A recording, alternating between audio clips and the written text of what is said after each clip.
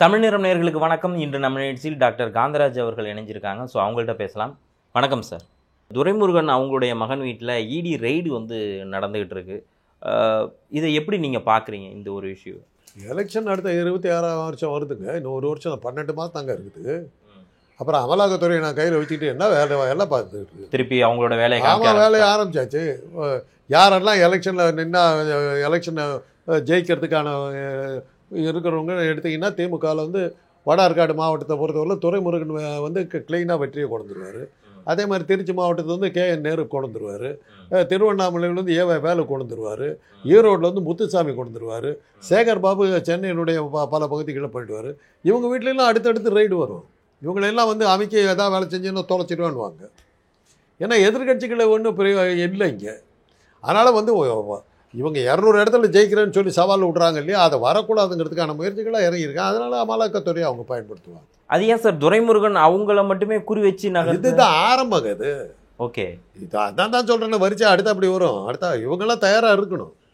KN Nehru, Velu, Muthusamy, Sekar Babu, Ponmudi இவங்கெல்லாம் தயாராக இருக்கணும். செந்தில் பாலாஜி எல்லாம் தயாராக இருக்கணும். அவர் தான் இப்போ தானே சார் முடிச்சு. அதை பற்றி எனக்கு அக்கறை இல்லை. உன்னால் ஜெயிக்கிறதுக்கு சான்ஸ் இருக்குது. எதுக்காக அமலாக்கத்துறையை வச்சுக்கிட்டு நாக்க ஒழிச்சிக்கிறதுக்காக வச்சுக்கிட்டு இருக்கேன். இதுக்காக தான் வச்சுருக்கிறேன். இதையும் தாண்டி போச்சுன்னா அப்புறம் நான் வாக்கியந்திரம் இருக்குது, அதை நான் பார்த்துக்குவேன். இவ்வளவு பண்ணியும் மகாராஷ்டிராவில் காலவரைட்டு போயிடுச்சிருக்கு. இவ்வளோ பண்ணியும் மகாராஷ்டிராவில் 284 254 ஜெயிச்சு ஆட்சி அமைக்க முடியாமல் போயிடுச்சிருக்கு. ஏன்னா பொருந்தா கூட்டணி ஒருத்தர் அடிச்சுக்கிறாங்க. இன்னும் எலாக்கா பிரிக்க முடியலையே. எலெக்ஷன் முடிஞ்சு 1 மாதம் ஆகுது, முடியலையே அவங்களால. இன்றைக்கி அதுதான் நிலைமை. அதான் அது மாதிரி வந்துடக்கூடாது. 200 அதை ஜெயிக்க விடக்கூடாதுங்கிறதுக்கு பாஜக எடுக்கு. இதெல்லாம் எதிர்பார்க்கத்தான். பட் அதே சமயத்தில் அண்ணாமலையோட உறவினர் ஒருத்தவங்க வீட்லேயும் ரைடு நடந்துகிட்டு இருக்கு இல்லையா? ஸோ இதெல்லாம் பார்க்குறப்போ அது அமித்ஷாவுக்கு தெரியாமல் இருக்குமா? இல்லை நீங்கள் ஓவராக பாப்புலாரிட்டி போனீங்கன்னா அவங்க தலையில் தட்டிடுவாங்க. அதுக்கு சொந்த கட்சியில் இருந்தாலும் சொந்த கட்சியாக இருந்தாலும் இவன் தலைவனாக பார்க்குறாங்க. இன்னொரு ஆள் வரக்கூடாதுங்க. எப்போவுமே அரசியலில் ஒரு பாயிண்ட் வச்சுக்கோங்க.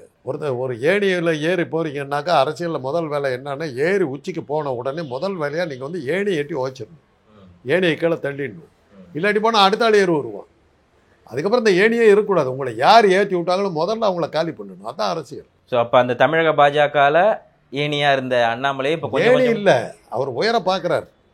ஒரு லிமிட்டில் வைக்கணும். ஏன்னா இதுவும் அமித்ஷாவுக்கு தெரியாமலாம் இருக்காது இல்லையா? அமித்ஷா சொல்லி தாங்க நடக்கும். அவர்கிட்ட போய் சொல்லியிருப்பாங்க அவன் பணக்கார ஆகிட்டு போகிறாங்கன்னு. நம்மளோட பணக்காரன் ஆகிட்டாங்க. ஆமாங்க அப்படின்னு அவன் பார்த்துருவோம். பார்த்துருவோம். ஏன்னா தமிழக பாஜக இப்போ என்ன ஒரு பேச்சு நடக்குது அப்படின்னா, ஒரு பிரபலமான நாளிதழ்லாம் சொல்லிட்டு இருக்கோம். ஒருவேளை அண்ணாமலைக்கு அடுத்த வேற யாராவது இன்னொருத்தவங்களை தலைவராக போடலாம் அப்படிங்கிற மாதிரி சவுக்கால் அடிச்சுக்கிட்டதெல்லாம் அதுக்காக தாங்க. நேர்ந்துக்கிட்டாரு. என் தலைமை பதவி போயிடக்கூடாது அப்படின்னு சொல்லிட்டு நேர்ந்துக்கிறதுக்காக சவுக்கால் அடிச்சுக்கிட்டு காலில் செருப்பெல்லாம் கட்டிட்டு பச்சை வெட்டி கட்டிக்கிட்டு முருகன் கோயிலுக்கு போகிறேன்னு வேண்டிக்கிட்டு இருக்காரு பதவி நீடிக்கிறதுக்காக. அதை வேறு காரணமாக இல்லை காட்டுற மாதிரி காட்டியே இது பண்ணிடுறாரு. வேண்டுதல் அது வேண்டுதலை தான் நிறைவேற்றினார் பண்ணியிருக்காரு. ஏன்னா அவங்க கட்சியில் சொல்லியிருக்காங்க, அம்பேத்கரை பற்றி பேசி என்ன பிரயோஜனம், அதுக்கு பதிலாக ராமனை பற்றி நினச்சா உங்களுக்கு புண்ணியம் கிடைக்கும்னு அமித்ஷா சொல்லியிருக்காரு. அந்த வழியில் முருகனை கும்பிட்டா நமக்கு இது கிடைக்கும்னு வேண்டியிருக்காரு. பார்ப்போம் முருகன் என்ன அளவுக்கு அவர் கருணை வைக்கிறாருன்னு பார்ப்போம். வேண்டுதல் பண்ணியிருக்காரு. இல்லை இதில் என்ன சொல்கிறாங்கன்னா, அங்கே தமிழக பாஜகவில் இருக்கவங்க சில பேர் மேலிடத்தில் போய் இல்லை அவரை கொஞ்சம் மாற்றுங்க, ரொம்ப பேசுகிறாரு அப்படிங்கிற மாதிரி சொன்னதெல்லாம் சொல்கிறாங்க. பாஜக அவனுடைய இது RSS கோட்பாடு பிரகாரம் ரொம்ப வருஷம் ஒரு ஆளை தலைவராக வைக்க மாட்டாங்க. அது அந்த நிலைமை மோடிக்கும் அமித்ஷாவுக்கும் கூட வந்திருக்குது. அவங்க எப்படியா சமாளிச்சிக்கிறாங்க. ஏற்கனவே மோகன் பகவத் இவங்க 2 பேர்த்தையும் கமெண்ட் அடிக்க ஆரம்பிச்சிட்டாரு. Time has come. எஸ், மோடிக்கு டைம் வந்துருச்சு, அமித்ஷாவுக்கு டைம் வந்துருச்சு. அப்போ என்னைக்கு மோகன் பகவத் என்ன ஆட்சி நடத்துகிறேன்னு கேட்டாரோ மணி அடிச்சுட்டாங்க, சங்கு ஊதிவிட்டாங்கன்னு அர்த்தம். அவ்வளோதான். அதுதான் அண்ணாமலைக்கும் வந்துட்டு. பட் மோகன் பகவத்தோட இப்போ சமீபத்திய பேச்சுகள் இருக்க ரொம்ப சித்தாந்த ரீதியாக ரொம்ப பேசுகிறார். ராமர் கோவில்லாம் வேண்டாம், நம்ம வேற ராமர் கோவில் கட்டி என்ன சாதிச்சேன்னு கேட்டுவிட்டார்ல. ஓகே, முடிஞ்சு போச்சு இல்லை. அப்போ அவங்க அகிம்சையை போதிக்கலாம். அதெல்லாம் இல்லை, ரொம்ப நாளாக இருக்கிற டைமு ராமர் கோவில்லாம் கட்டி டைம் வேஸ்ட் பண்ணிட்டு அதை கிளம்புற டைம் வந்துருச்சுன்னு சொல்லிட்டாரு. RSS சொன்னதுக்கு பிறகு அவங்க அங்கெல்லாம் இருக்க முடியாது. அத்வானியாக போயிட்டாருங்க. பாஜக வாஜ்பாய் போயிட்டாருங்க. இவர் எத்தனை நாள் ஓட்டிகிட்டு இருக்க முடியாது. அப்போ அதான் தான் கெஜ்ரிவால் சொன்னார், யுவர் டைம் ஹஸ் பின் என்ன படிக்கிறது, உங்களுக்கான பதவி காலம் முடிய போகுது அப்படிங்கிறது தான். பட் இவங்களுக்கெல்லாம் இவ்வளோ டேஞ்சர் ஜோன் இருக்குது. இவ்வளோ சீக்கிரமாகவே அவங்களோட தலைவர் பதவி அவங்களோட தலைமை பதவி மாறிட்டு வேற ஒருத்தரை ரீப்ளேஸ் ஆர்எஸ்எஸ் பண்ணிடுவாங்க அப்படின்னா அண்ணாமலைக்கும் அது நடக்கும் இல்லையா? ஆமாம், அதனால தான் இந்த நேர்ந்துக்கிட்டாருன்ற அதை வந்து ஒரு அண்ணா பல்கலைக்கழகத்துக்குங்கிற மாதிரி சொல்லிவிட்டாரு. உண்மையிலேயே அவர் வந்து நேர்ந்துக்கிட்டாரு. அடித்தா வலிக்குங்கிறதுக்காக பஞ்சில் செஞ்ச ஒரு சவுக்கில் பண்ணி அது பஞ்சு பிரிஞ்சுக்கிட்டு விழுந்துருச்சு. அப்புறம் சுருட்டிட்டு மறுபடியும் அடிச்சுக்கிறாரு. அடிக்கிறதுன்னா அது அந்த வேண்டுதல் இருக்கவங்க தான் தானே சாட்டிட்டு அடிச்சுக்குவாங்க. மற்ற தண்டனை கொடுக்குறதா அந்த சீமான் அழகாக சொன்னார். குற்றவாளி சவுக்கில் அடிக்கிறது விட்டு ஒன்று நீயே அடிச்சுக்கிட்ட, நீயே குற்றவாளின்னு கேட்டார். அவங்க கட்சிக்குள்ளார இதெல்லாம் கேட்குறாங்க. அது அந்த சீமானே இந்த மாதிரி கேட்குற அளவுக்கு அவருடைய நிலைமை போயிடுச்சு. வேண்டுதல் பச்சை வேட்டி கட்டியிருக்காரு. சபரிமலைக்கு போகிற மாதிரி இந்த வேட்டியை கட்டியிருக்காரு. கட்டிக்கிட்டு உடம்பு துணி எடுத்துட்டாரு. செருப்பு போடாமல் நடக்கிறேன்னு இருக்காரு. அந்த பதவி கிடைக்கிறவங்க நான் செருப்பு போட மாட்டேன், என்ன நானே அடிச்சுக்குவேன் அப்படின்னு சொல்லி இந்த மாதிரிலாம் சொல்றாரு இல்லையா? இதெல்லாம் வந்து ஒரு வாக்குகளை பெறுவதற்கான ஒரு யுக்தி மாதிரி சொல்லுவாங்க. இது வேண்டுதலுங்க. இதெல்லாம் வந்து நீங்களா ஆட் பண்றது. அவருங்க அதெல்லாம் சொன்னார். இல்ல, அதுக்கு முன்னாடி நம்ம சில படங்கள்ல பார்த்துருவோம். வாக்குகளை பெறணும்னா உடனே அந்த அரசியல்வாதி போய் டீ கடையில் போய் டீ ஆத்துவாரு, வடை போண்டா சொல்லுவாரு. அப்படிங்கிறப்போ ஒரு இஷ்யூவை வச்சுக்கிட்டு அவங்க இந்த மாதிரி விஷயங்கள் எடுக்கிறது மூலம் அதெல்லாம் பெண்களோட வாக்குகளை அவங்களால வாங்கிட முடியும். இல்ல, அதெல்லாம் அவங்க பண்ணிவிட்டாங்கிறதுனால இவர் கொஞ்சம் வித்தியாசமா போனாரு. வேண்டுதலை வந்து இது பண்ணியிருக்காரு. அந்த வேண்டுதல் வந்து அரசியலாக்குற சாமர்த்தியம் அவருக்கு இருக்குது. அதுக்கு நம்ம பாராட்டு சொல்லணும். பட் ஆனா அவங்க வேண்டுதலையே வந்து அரசியலாக்குறதுக்கு ஒரு சாமர்த்தியம் வேணும். பட் பாஜக ஹெட் ஆபீஸ்ல அவங்கள மாத்திர மாதிரில பேசிட்டு இருக்காங்க. அந்த வேண்டுதலே அதுக்காக தாங்க, மாத்திரக்கூடாது, தான் பதவி நீடிக்கணுங்கிறதுக்காக தான் அந்த வேண்டுதல். ஓகே, அந்த வேண்டுதல் அதை வந்து அண்ணா பல்கலைக்கழகம்னு ஒரு கணக்கை காட்டி அதை அரசியலாக்கிக்கிட்டார். ஆக்சுவலாக அது வேண்டுதல். இந்த பதவியில் நான் நீடிக்கணுங்கிறதுக்கான வேண்டுதல் தான். ஓகே, இந்த இடி நெருக்கடி இதெல்லாம் வந்து திமுக தொடர்ச்சியா இருக்கிறப்போ தேர்தல் சமயத்தில் இருக்கப்போ அவங்களுக்கு கொஞ்சம் கடினமான ஒன்றா இருக்குமா இந்த ஒரு விஷயம்? ஏங்க, மக்கள் வாக்கு போட்டாங்க, ஜெயிக்கிறாங்க. ஏதாவது ஒரு கருத்து கணிப்பில் வந்து பாஜக ஜெயிக்குன்னு சொல்லியிருக்குதா? சொல்லுங்க பார்க்கணும். இல்லை, தமிழகத்தில் இல்லை, இந்தியாவிலேயே கிடையாதுங்க.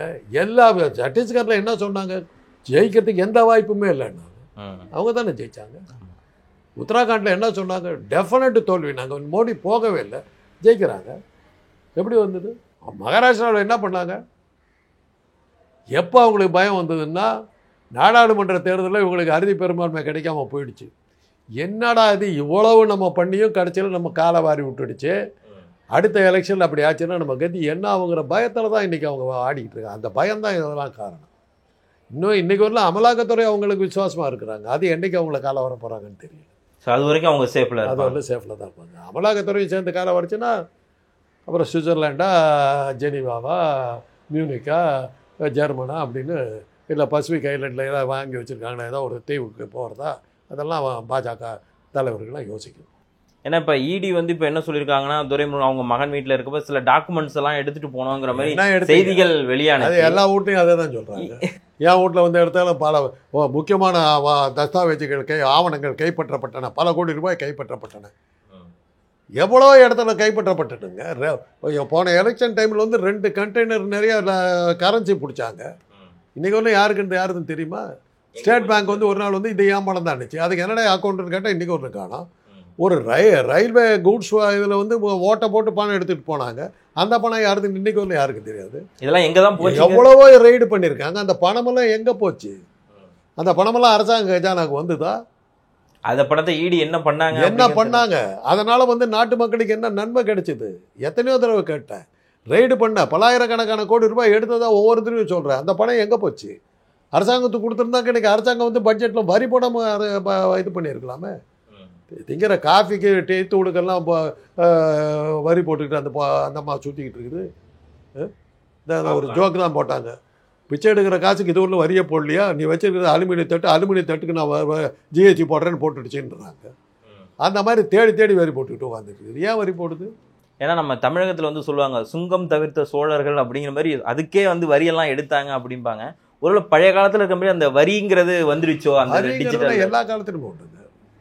அது பட் ரொம்ப அதிகமாக போட்டதுன்னு கதையெல்லாம் சொல்லுவாங்க தெரியுமா? ஒரு ராஜா இருந்தால் ரொம்ப வரி போட்டு மக்கள்லாம் ரொம்ப துயரமான ஒரு இதில் இருந்தாங்க அப்படின்னு. அந்த மாதிரியான ஒரு தான் இப்போ வந்துட்டு பல்வேறு பேர் வரிகள் வாங்குறதுங்கிறது எல்லா காலத்திலும் உண்டு. அப்போ தான் அரசாங்கம் நடத்த முடியும். பட் இப்போ நடக்கிறது, இப்போ நடக்கிறதுல வந்து வரிகளை வந்து குறைங்கிறோம், வருமானங்கள் அதுக்கு தகுந்த மாதிரி ஏறி தான் போயிருக்குது. இல்லைன்னு சொல்ல முடியாது. இன்றைக்கி நம்ம கடைகளுக்கு போய் வாங்கினோம்னா பொருள்கள் வந்து இப்போ தங்கங்கிறது நமக்கு வந்து மறந்து போயிட்டோம். தங்கம் நமக்கு அதுக்கு சம்மந்தம் இல்லை. ஏன்னா அது அந்த கடை பக்கமே போகிறதுக்கு பயமாக இருக்குது. ஐயோ போனோம்னா அதுக்கு ஏதாவது சேதாரம்னு ஏதாவது காசு வாங்கிட்டு போகிறான்னு நகை கடை பக்கம் அந்த பிளாட்ஃபார்மில் கூட நடக்கிறது இல்லை. செய்கூலி சேதாரம் ஏதாவது பிடிக்கிட்டு விட்டுற போகிறானுங்க. அந்த பிளாட்ஃபார்மில் நடந்ததுக்காக அந்த செய்கூலியும் அந்த பிளாட்ஃபார்ம் சேதாரம் நடந்ததுக்காக ஒரு கடை காசும் கொடுன்னு கேட்டாலும் கேட்பானுங்க. அந்த அளவுக்கு நகை கடையெல்லாம் இருக்குது. அதனால் நம்ம அதெல்லாம் மத்தியதர குடும்பத்துக்கு நகை கடைகளுக்கு சம்மந்தமே இல்லை. தங்கம் இனிமேல் நமக்கு மிடில் கிளாஸ் மறந்துட வேண்டியது அதெல்லாம் முடிஞ்சு போச்சு. எவ்வளோ அலுமினியம் கொடுப்பேன், எவ்வளோ பித்தளை கொடுப்பேன்னு வேணால் இனிமேல் கேட்கலாம். இப்போ பொண்ணுக்கு எத்தனை கிலோ பித்தளை கொடுப்பீங்க அப்படி வேணால் கேட்கலாம். இனிமேல் தங்கமெல்லாம் கேட்க முடியாது, தங்கமெல்லாம் முடியாது. அதெல்லாம் முடிஞ்சு போச்சு. கூடி சீக்கிரம் பெட்ரோல் போய்டும். பெட்ரோல் நம்மளால் ஊற்ற முடியாது. அதனால தான் இப்போ வந்து வெஹிக்கிள் அதனால தான் கொண்டு வந்து வெஹிக்கிள்லாம் வந்து இருக்குது. அதெல்லாம் பயங்கரமாக சேல்ஸ் ஆகிட்டு இருக்குது. கூடி சீக்கிரம் பெட்ரோல் மரியாதை போய்டும். அது வேறு விஷயம், அது டெக்னாலஜி. அதனால் இன்றைக்கி வந்து வரி வாங்காமல் நீங்கள் இது பண்ணவே முடியாது. அந்த வரியை வந்து எப்படி முறைகட்ட முறையில் உபயோகப்படுத்துறது தான் ஆளுங்கட்சியினுடைய தரத்துக்கு தகுந்த மாதிரி தான் வரிகள் வரும். வரி போடாமல் அரசாங்கம் நடத்த முடியாது. அது நடக்கவே நடக்காது. எந்த வருமானத்தில் வந்து எங்களுக்கு சம்பளம் கொடுக்குறாங்க? இப்போ நான் அரசாங்க உத்தியோகத்தில் இருந்தேன். எனக்கு எப்படி கொடுக்குறாங்க? மக்களுடைய வரி பணம் தான். அதுக்கு நான் வந்து கொடுத்தது என்னுடைய உழைப்பு, என்னுடைய உழைப்புக்கான கூலி. ஸோ மக்கள் தான் தான். அதனால் அது வரி போடாமல் நடத்துறதுக்கு நடக்கவே நடக்காது. பட் அதிகமாகும் போது தான் அது வரிக்கு நியாயம் கொடுக்கணும். அவ்வளோதான். எதுக்கு வரி போடுறாங்க? நின்றால் வரி போனால் வரி அப்படின்னு இருக்கிறப்ப தான் அது ஒரு விற்பனை வரின்னு சேல்ஸ் டேக்ஸ்னு ஒன்று இருக்குதுங்க. அதை கண்டுபிடிச்சவர் யார் தெரியுமா? ராஜாஜி. ராஜாஜி தான் சேல்ஸ் டேக்ஸை கொண்டு வந்து வரும் முதல். அதே மாதிரி ஒரு பெரிய கோடீஸ்வரன் இறந்தாக்கா டெத் டியூட்டின்னு ஒன்று போட்டாங்க. அதை கொண்டு வந்தது யார் தெரியுமில்ல? நம்ம ஊரை சேர்ந்த டிடி கிருஷ்ணமாச்சாரி. அவர் தான் டெத் டியூட்டி கொண்டு வந்தார். இது மாதிரி பல வரிகளை நம்ம தமிழ்நாட்டில் தான் சொல்லி கற்றுக் கொடுத்தாங்க. நம்ம நிதி அமைச்சர்களாக இருந்தபோது கொடுத்தது. வரிங்கிறது வந்து எல்லா காலத்துலேயுமே. அதனால தானே சொல்கிறாங்க மன்னன் வந்து கொடுங்கோல் ஆட்சி நடத்துகிறாங்கனாக்கா வரி போட்டு மக்களை வதைத்தானுங்கிறது தானே. இப்போ முஸ்லீம்கள் ஆட்சிகளை வந்து அவருக்கு இப்போ வந்து என்ன சொல்கிறாங்க? ஜெஸ்யாங்கிற வரியை வந்து இந்துக்களால் முஸ்லீம்களால் அவர்கள் திணித்தார். ஆக ஜெஸ்யாங்கிற ஒரு வரி வாங்கியிருக்காங்க. சோழர்களுடைய இது வந்து நிலத்தை எல்லாம் அளந்து பார்த்து எவ்வளோ சங்கிலி இங்கிலீஷ் அந்த அளவெல்லாம் தஞ்சாவூர் கோயிலில் பார்த்தீங்கன்னா கல்வெட்டில் அப்படியே இருக்குது. அந்த நிலத்தினுடைய அளவுக்கு தகுந்த மாதிரி வரி வாங்கியிருக்கிறாங்க. ஸோ இதெல்லாம் இருக்குது. அப்புறம் வந்து இன்னொரு மன்னனை வந்து ஜெயிச்சுட்டாக்க அவன் கப்பம் கட்டுறான். அந்த கப்பம் கட்டுறதை வச்சு சக்கரவர்த்தி பிழைக்கிறான். அந்த கப்பம் வாங்குறதுக்கு மக்கள்கிட்ட வரி வாங்குறான். ஸோ இதெல்லாம் வந்து வரிங்கிறது வந்து ஆட்சி முறைன்னு ஒன்று வந்ததுக்கு பிறகு வரிங்கிறது ஒன்று வந்துருச்சு. ஸோ அதனால் இந்த வரி அப்புறம் பார்த்தா இந்த இடி இதெல்லாம் வச்சு திமுக வந்து இவங்க ஆட்டம் காமிச்சிட முடியுமா? விரட்ட முடியும் இல்லை, அவ்வளோதான். இவ்வளோ வேகமாக பண்ணாத. 200-200 ஜெயிக்கிறேங்கிறதெல்லாம் சொல்லாத. ஒரு 150 ஜெயிச்சுக்கோ, நீ ஜெயிச்சுக்கோ, இந்த மாதிரிலாம் சவால் விடாதேங்கிறது தான் அது. ஆனால் எங்களுக்கு கீழே இருக்கணுங்கிறது ஏங்க ஒன்றுமில்ல. இப்போ பெரிய உலக மகா புரட்சி தலைவி அப்படியே பார்வை பார்த்தாலும் அண்டம் அதிரும் அப்படின்லாம் சொன்னீங்க. மோடியா லேடியான்னு கேட்டுச்சு. அப்புறம் அப்போல்லாம் ஹாஸ்பிட்டலில் இருந்தது. அப்புறம் ஏவன் குற்றவாளின்னு போய் சேர்ந்தது. ஒரே கேள்வி தானே கேட்டுச்சு, மோடியா லேடியான்னுச்சு, முடிஞ்சு போச்சு. சார், அடுத்ததாக பாமக நடந்த அந்த சலசலப்பு உங்களுக்கு தெரிஞ்சிருக்கும். அவங்களுக்கு கட்சி கூட்டமானது நடந்துகிட்டு இருக்கு. அதில் ராமதாஸ் அவர்கள் ஒரு இது சொன்னாங்க. இன்னொரு பக்கத்தில் அன்புமணி அவர்கள் அந்த இதில் ஒன்று சொல்லியிருந்தாங்க. இப்போ பார்த்தா அவர் தனி அலுவலகம் போட்டு தனியாக உறுப்பினர் சேர்க்கை இந்த மாதிரிலாமே நடத்த போகிறாங்க அப்படிங்கிற மாதிரி எல்லாமே பேச்சு அடிபட்டு இருக்கு. எப்படி பார்க்குறீங்க இந்த இஷ்யூ? அதில் ஒன்றும் நம்ம பார்க்க வேண்டிய ஒன்றுமே இல்லை. அது அவங்க குடும்ப விவகாரம். அதில் என்ன இருக்குது? அந்த கட்சியே மொத்தமாக குடும்ப விவகாரம். அந்த கட்சியில் தலைவரும் அவரே, அவங்க மகன் தலைவர், அவருடைய மருமக வந்து மகளிர் அணி எல்லாம் அவங்க கட்சிக்குள்ளார இருக்குது. அதில் நாம ஏன்னு தலையிடணும்? அது ஒழுக்க குடும்ப விவகாரம். அதை நம்ம பேசணும்னா அந்த குடும்ப விவகாரத்தை பேசுகிற மாதிரி இல்லை. கட்சின்னு வர்றப்போ அது ஏதுங்க கட்சி? அது ஒரு கம்பெனிங்க. பாட்டாளி மக்கள் கட்சிங்கிறது ஒரு கம்பெனி. அதில் அவங்களே எல்லாமே ஓனர்ஸும் அவங்களே, ஷேர் ஹோல்டர்ஸும் அவங்களே. ஏங்க அதில் இருக்கிற ஜிகே மணி வந்து ஒரு எம்எல்ஏ. அவர் வந்து அசம்பிளியில் பேசட்டுமான்னு கேட்குறதே இவங்க அனுமதியில் தான். எம்எல்ஏ வந்து அசம்பிளியில் பேசுறது கூட இவங்க பர்மிஷன் வாங்குற அளவுக்கு அவங்க கம்பெனியில் டாமினேட் பண்ணிகிட்டு இருக்காங்க. அவங்க சொந்த கம்பெனி நடத்துகிறாங்க. அவங்க அப்பப்போ எலெக்ஷன் நிற்பாங்க. அதை வச்சு நீங்கள் அரசியல் கட்சின்னு நினைக்காதீங்க. இல்லை, அவங்க அதில் வந்து என்ன சொல்கிறாங்கன்னா, அவங்களுடைய மகள் பேரனுக்கு வந்து அவர் வந்து பொறுப்பு கொடுக்குறேன்னு சொல்கிறாரு. அதை அன்புமணி வேண்டான்னு சொல்கிறப்போ அங்கே தான் வந்து அந்த பூசல் ஆரம்பிக்கிறப்போ இதுவே இருக்கிறப்ப அவங்களுக்கு ஓட்டு குறையும் இல்லையா? ஓட்டு எங்கே அதிகம் ஆச்சு? அவங்களுக்கு எங்கே ஓட்டு வந்து கொஞ்சம் ஒரு சில வன்னியர்களோட ஓட்டு ஒரு காலத்தில் இருந்ததுங்க. ஒரு காலத்தில் பாமக யாருக்கிட்ட கூட்டணி வச்சுக்கிறாங்களோ அவங்க தான் ஜெயிப்பாங்கங்கிற அளவுக்கு அவங்களுடைய செல்வாக்கு இருந்தது. ஒரு காலகட்டம் இருந்துச்சு. ஒரு காலம் இருந்தது. இன்னைக்கு யார் இருக்கா அவங்ககிட்ட? இன்னைக்கு யார் இருக்கா? நீங்கள் தென் மாவட்டங்களில் ஒரு சில இடங்கள் நம்மளால் பார்க்கலாம். அதெல்லாம் தென் மாவட்டத்தில் இருந்தது வட மாவட்டத்தோட. அங்கேயும் அவங்க தோற்று போனாங்கல்ல போன எலெக்ஷன். என்னைக்கு 10.5% வன்னியர்களுக்கு அதிக இடஒதுக்கீடு கொடுக்கப்படும்னு சொல்லி அதை ஆதரிக்கிறோம்னு சொல்லி பழனிசாமி சொன்னார். நாங்கள் ஆட்சிக்கு வந்தால் நிறைவேற்றுன்னு சொன்னாங்களோ அதுதான் அந்த கட்சியை காலி பண்ணதுக்கு காரணமே அதுதானே. ஸோ அப்போ அந்த ஓட்டு இது எல்லாத்தையுமே வந்து எடப்பாடி அவர்கள் எடுத்துட்டாருன்னு சொல்கிறீங்களா? அந்த அந்த அந்த இது சொன்ன உடனே மற்ற அனைத்து ஜாதியினர் ஒன்றா சேர்ந்து விட்டாங்க. இவங்கள வந்தாங்கன்னாக்க வன்னியர்களுக்கு இடம் கொடுத்துருவாங்க, நம்ம எல்லா தலையிலும் அவங்க ஏறி உட்காந்துருவாங்கிற ஒரே காரணத்தான பாஜக அதிமுக காலியானதுக்கு காரணமே அதுதானே. ஒரு சென்டென்ஸ் தானே. பார்த்தா தான் இப்போ வந்து திமுக தோக்கடிக்கிறதுக்கு அந்த 10.5 கொடுக்குறியான்னு கேட்குறாங்க. திமுக தோக்கடிக்கிறது அதை இது பண்ணுறாங்க. ஆமான்னு சொல்லிச்சுன்னா திமுக காலி ஆகிடும். ஏன்னா இப்போ அவங்களுக்குள்ளாரே ஒரு கிளாரிட்டி இல்லாத மாதிரி தெரியுது. ஏன்னா அவங்க சௌமியா, அவங்க அன்புமணியுடைய மனைவி சௌமியான் பண்ணி அவங்களும் போராட்டம்லாம் பண்ணுறாங்க, கைதாகிலாம் போகிறாங்க. இந்த பக்கம் பார்த்தா அன்புமணி தனியாக ஒரு ஆஃபீஸ் போட்டிருக்கேன் அப்படிங்கிறதெல்லாம் சொல்கிறாருங்கிறப்போ அவங்களுக்குள்ளே ஒரு சரியான ஒற்றுமை இல்லை. சொல்கிறேன்னு அது குடும்ப விவகாரங்க. அவங்க குடும்பத்துக்குள்ளார 1000 பிரச்சனை இருக்குது. அதையே நம்ம எடுத்துக்குவாங்க. அது எந்த வகையில் நம்மளை பாதிக்குது? அது வந்து ஒரு காலத்தில் இயக்கமாக இருந்தது. இப்போ வந்து அது குடும்ப கம்பெனி. அது அந்த கம்பெனிக்குள்ளே ரெண்டு நடந்துகிட்டு இருக்கு. அதனால் அதை பற்றி நம்ம கவலைப்பட வேண்டியது இருக்குது. அதை வந்து நம்ம விவாதிக்க வேண்டிய அவசியம் இல்லை. அவங்க நாளைக்கு ஒன்றா சேர்ந்துக்குவாங்க. சரிப்பா இந்த சொத்தில் இவ்வளோ உனக்கு கொடுக்குறேன், இதில் இவ்வளோ கொடுக்குறேன்னு பேசிக்கிட்டாலும் முடிஞ்சு போகுது. அதெல்லாம் சரியாக போகுது. இப்போ மாத்திரம் என்ன, ஒரு அன்புமணி முறைச்சதுனால வந்து அந்த பேரன் என்ன நியமிச்சு செல்லுன்ட்டு போயிட்டாருல, என்ன பண்ணிட்டு முடிக்குது? இல்லை அதனால ஒரு ஷோ அது. இவர் எதுக்குற மாதிரி எடுத்தாரு, அவர் போடுற மாதிரி போட்டாச்சு, முடிஞ்சு போச்சு. ஸோ இது எல்லாமே வந்து அவங்க ப்ரொமோஷன் வந்து அந்த கட்சி விட்டு வெளியே வந்துட்டாரா, இன்னொரு கட்சி ஆரம்பிச்சிட்டாரா? ராமதாஸ் அப்புறம் உட்காந்துட்டு தானே இருக்காரு. ஆக ஒரு ஷோ காட்டினாரு. நாங்கள் குடும்ப கட்சின்னு நீங்கள் சொல்லிடாதீங்க, நான் எதிர்த்தேன் அப்படிங்கிற மாதிரி ஒரு ஷோ காட்டியிருக்காரு. அவ்வளோதான். இல்லை இதெல்லாம் பார்க்குறப்ப அவங்க ஒருவேளை பாஜகவிலேருந்து இல்லாமல் விலகி வர்றாங்களோ, அதுதான் அங்கே பாஜக விட்டு விலகி வரவே முடியாது அவங்களால. யாரா இவங்களால வர முடியாது. இவங்கெல்லாம் பி டீம் தாங்க. ஏங்க முந்தின நாள் ராத்திரி வரையிலும் அதிமுக கூட கூட்டணி பேசிக்கிட்டு இருக்காங்க. மறுநாள் காலையில் பாஜக கூட்டணின்றாங்களே. ராத்திரி ஃபோன் அடித்தாங்க, ஒரு ஃபோனு முடிஞ்சு போச்சு. காலையில் கூட்டணி மாறி போச்சு. இல்லை ஒருவேளை இப்போ ராமதாஸ் அவரோட செயல்பாடு அதெல்லாம் பார்க்குற ஒருவேளை அவர் சீனியராக இருக்கிறதுனால ஒருவேளை பாஜகலேருந்து வரலாம் அப்படிங்கிற யோசனை கூட இருந்திருக்கலாம். அதெல்லாம் ஒன்று இருக்குது. ஆளுங்கட்சியாக பாஜக இருக்கிறவங்கள அவங்களுடைய கூட்டணியிலேருந்து அவங்களாம் யாரும் வரமாட்டாங்க. இந்த 4 பேருமே வரமாட்டாங்க. பழனிசாமி, சீமான், விஜய், பாமக கூட்டம், தேமுதிக கூட்டம், இவங்க 5 பேரும் எங்கேயும் வரமாட்டாங்க. அவங்க அமலாக்கத்துறை அவங்க கையில் இருக்கிறவங்களும் இவங்க எங்கேருந்து அசைய மாட்டாங்க. நீங்கள் சொல்கிற மாதிரி இப்போ இந்த பாஜக, தாவேக, அதிமுக இவங்க 3 பேருமே கூட்டணி அமைச்சாங்க அப்படின்னா அது திமுகவுக்கு சவாலாக இருக்குமா? கூட்டணி அமைச்சாக்க எல்லாமே பாஜகவுடைய ஆட்கள் தானே. அது உலகத்துக்கே தெரிஞ்ச விஷயம் தானே. பாஜக கூட்டணி அவ்வளோதான். பாஜக எதுக்குற மாதிரி நடிப்பாங்க. பட் சாமானிய மக்களுக்கு அது தெரியாது இல்லைல்ல. நீங்கள் இன்னும் மக்களை வந்து சாமானியமாக நீங்கள் நினச்சிக்கிட்டு இருக்கீங்க. அது நீங்கள் கண்ணை மூடிக்கிட்டு இருக்கிறீங்க.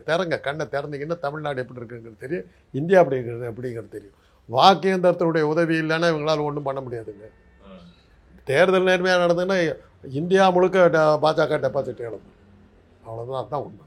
ஸோ ஒருவேளை இந்த பாமகவை வச்சு பாஜகவும் ஒருவேளை கேம் விளையாடுறாங்களோ? பாஜக அவனுடைய ஏஜென்ட்டுக்கு தாங்க இவங்க.